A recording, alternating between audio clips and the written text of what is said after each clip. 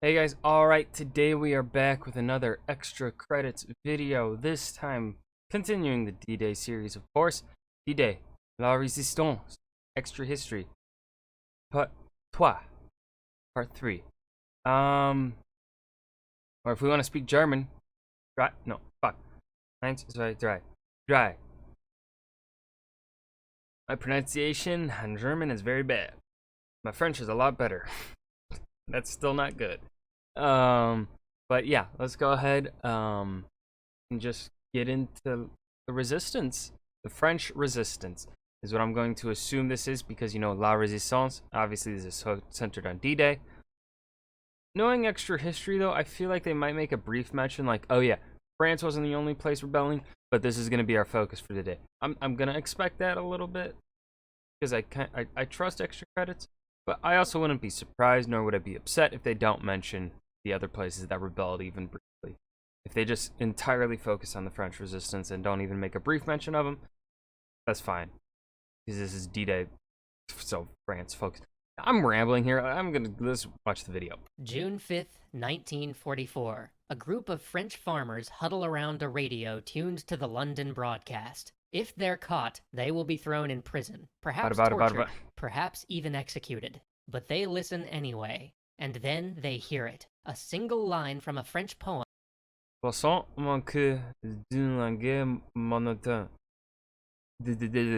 Tossed in amongst 100 nonsense phrases disguised as personal messages. A cheer goes up, and the farmers grab their guns. I've heard of that there was a secret code. I've never had it really fully explained. All I've heard was like, yeah, there was a secret code that French resistance listened to that I think it was de Gaulle.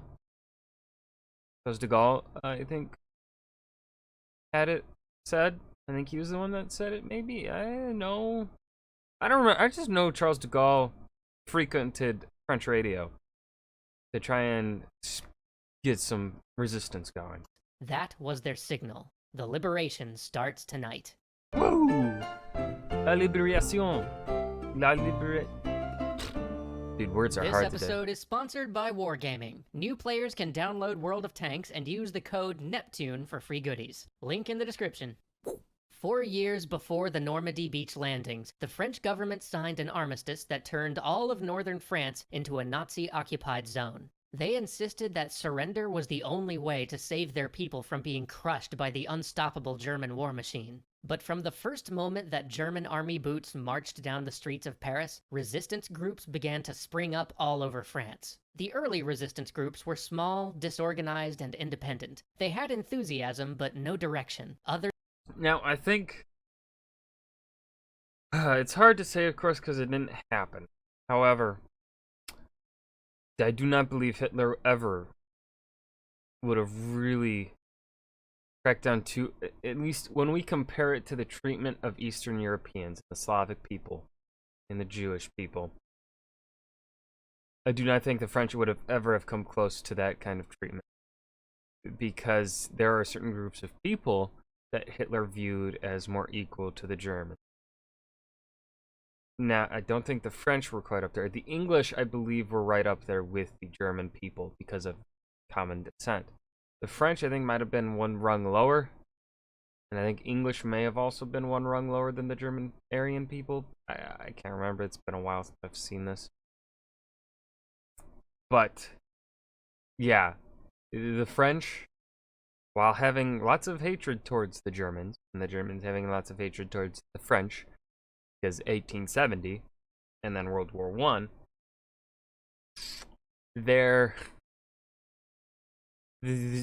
Hitler's treatment of French, had they not surrendered, most likely would never have come to the levels of devastation and oppressment that you see in Eastern Europe.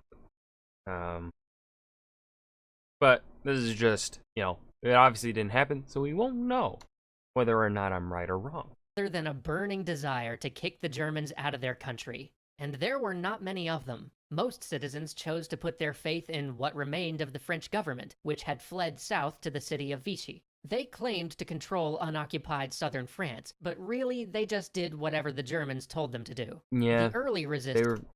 Philippe Pétain was Hitler's bitch. Lashed out by attempting to hurt or even kill German soldiers, but all they really managed to do was provoke vengeance. Hitler ordered the mass execution and deportation of several thousand French Jews and communists in retaliation for strikes made by the early resistance groups. That was gonna happen anyways. It was Hitler. He was hunting them down anyway. The French resistance didn't, I don't think, really. Maybe they sped up the process a little bit, but he was going to come after French Jews and French communists anyways. From the beginning of his political campaign, he specifically targeted German communists. Communists were the big bad guy that allowed the fascists to gain power in Germany. He was going to come after them anyways. The message was clear. If you hurt our people, we will hurt yours more. Oh, this is not off to a good start in my opinion. He was going to go after the Jews no matter what. The actions of the French resistance may have spread up Hitler's Nazi pressure on France in executing these people. It may have spread it up. You can't know for certain whether or not it spread it up.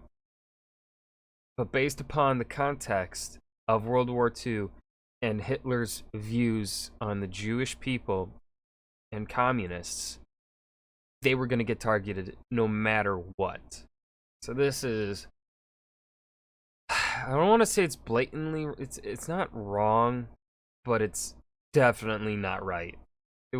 They were gonna get targeted no matter what. The resistance needed to find ways to fight back without inviting retribution and making things worse. And things had gotten pretty bad. By now, the German war machine, which had ground up the French armies in less than 6 weeks, had a desperate need for natural resources and industrial power, two things that France had in abundance. They imposed tight rations on their French subjects and began redirecting all the wealth of France to fuel their conquering army. Now, so that became the new resistance target. Take out the factories and the railroads so that the Germans couldn't use them anymore. As long as they No Germans were harmed in the destruction of this infrastructure. didn't harm any Germans doing it, the harshest reprisals never came. The British had that same idea. They parachuted agents into France to begin forming resistance networks of their own, recruiting citizens they could trust, and sometimes linking up with existing groups if they could find them. One of those agents would have a radio that could transmit messages back to London, requesting supply drops with weapons and explosives so that the resistance could get to work. But radios powerful enough to transmit across the channel were in pretty short supply. So they turned to Radio London, a public French-language station that had been created specifically to counter German propaganda and organize protests from safely across the English Channel. Heard of this one, yep. Radio London began to open and conclude every program Scheduled with a nonsensical jumble of phrases that it called personal messages, which were actually coded messages for the resistance.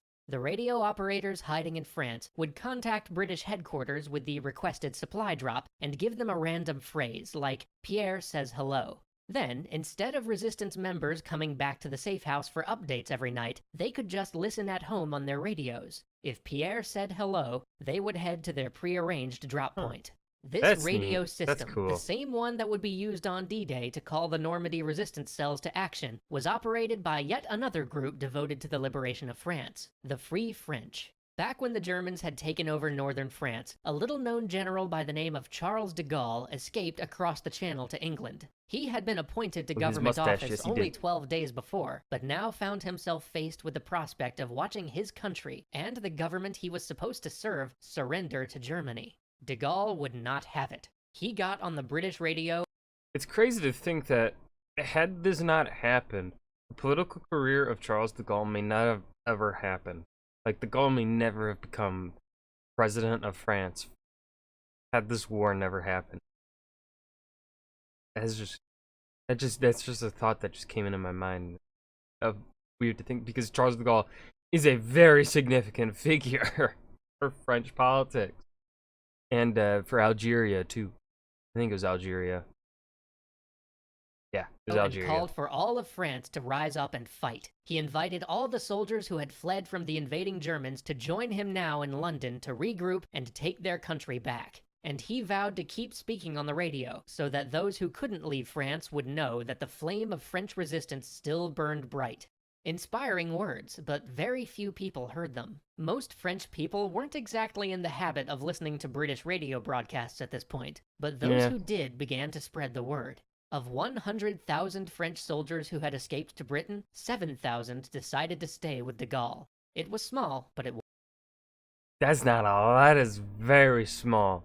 7%? Was a start. And with that start, de Gaulle vowed to take France back from the Germans and the Vichy government that had surrendered to them. He knew that a small force couldn't accomplish that task on its own. He needed to win support from Great Britain and the United States, and he needed to coordinate the scattered groups of the French resistance. Both would prove very difficult. Winston Churchill recognized de Gaulle as the leader of the Free French Resistance group, but he balked at acknowledging him to be the leader of France itself.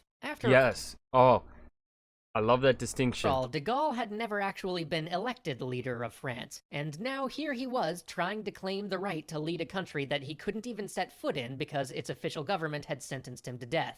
To make matters worse, de Gaulle had a habit of rubbing President Roosevelt of the United States exactly the wrong way. But that same arrogance that drove Roosevelt away also proved to be the fire that de Gaulle had promised. He was an extremely arrogant dude. To keep burning for France. Piece by piece, he built a government in exile, appealing to both generals and bureaucrats to abandon the Vichy government and join his cause instead. Because of his determination to push himself forward as the true leader of France, he forced the Allies to treat France as an ongoing partner in the war effort, and not as a defunct and conquered nation, like so many others under the German thumb. By 1942, 2 years before the landings at Normandy, his efforts had begun to bear fruit. He had appointed a leader to coordinate the French resistance cells on his behalf, and succeeded in forming a central committee that pledged its loyalty to him. British agents began to coordinate their own resistance efforts with de Gaulle's Free French, although they didn't trust him entirely. They did keep a few of their networks secret from him. Nevertheless, they worked together to create a detailed set of plans to support the upcoming Allied invasion. They would target crucial railroads, telephone systems, and electrical installations to sabotage the Germans' ability to mobilize their defenses once the Allies landed. And that once small resistance movement had grown enormously over the 4 years of occupation. Okay, so you guys can't see it, but there's a little note here behind my face. Free French commanders would directly join the Normandy landing. Now, over 100,000 combatants stood ready with They landed on Sword Beach and spearheaded the British advance. Weapons and explosives that had been parachuted in by drops coordinated through Radio London. The Allies and the Free French had pushed back on German control in the wider French Empire, winning massive victories in the French colonies of North Africa, and proving that a properly organized French army could indeed stand up to the German war machine. The Germans responded to that success by reaching for more control of France itself. They ended any pretense of the Vichy government's independence and overran the southern countryside. As they would do with Italy. Which only alienated more French people and bolstered recruitment for the resistance. But Germany's greatest gifts to the resistance were the invasion of Russia and the subsequent labor draft in France. When the Germans broke their uneasy truce with Russia, they galvanized the many communist groups in France to take up arms against them. These brand new resistance groups never entirely accepted the leadership of the Free French or the British agents, but they were well organized in their independence and made good use of the supplies those agents As long as you're fighting the Germans, no big deal, gave them. Meanwhile, to compensate for the men they had sent away to fight on the Eastern Front with Russia, Germany began to draft young Frenchmen to serve as forced labor in the cogs of their machine. Many fled the draft by running to the only group in France that would fight for their freedom, the Resistance. So when Resistance members gathered around their radios on June the 5th and finally heard the signal words that meant the liberation was on its way, they celebrated and then they got to work. And then they started fighting the Germans. In the span of a single day, they took down 577 railroads, 30 driving roads, and 32 telecommunications sites. Damn. They cut off several panzer divisions from moving north to join the German Defense Force, giving the Allies precious time to establish a beachhead before German reinforcements could arrive. And together with ordinary French citizens, many of whom now flooded to join the resistance in such numbers that the Allies didn't have enough weapons to supply them, they helped guide and support the paratroopers to strike key targets and begin dismantling German control of France. For all of the struggle, all of the setbacks, and yes, even the surrender that France faced, it was as de Gaulle predicted in that fateful radio address that first brought together the forces of the Free French. But has the last word been said? Must hope disappear? Is defeat final? No. That was pretty good. Obviously, I had my issues with the video at the beginning, but then they recovered.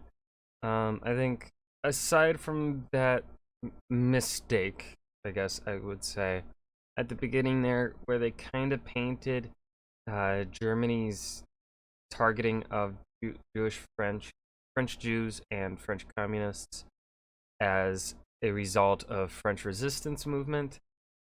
That's wrong. They were gonna get targeted no matter fucking what.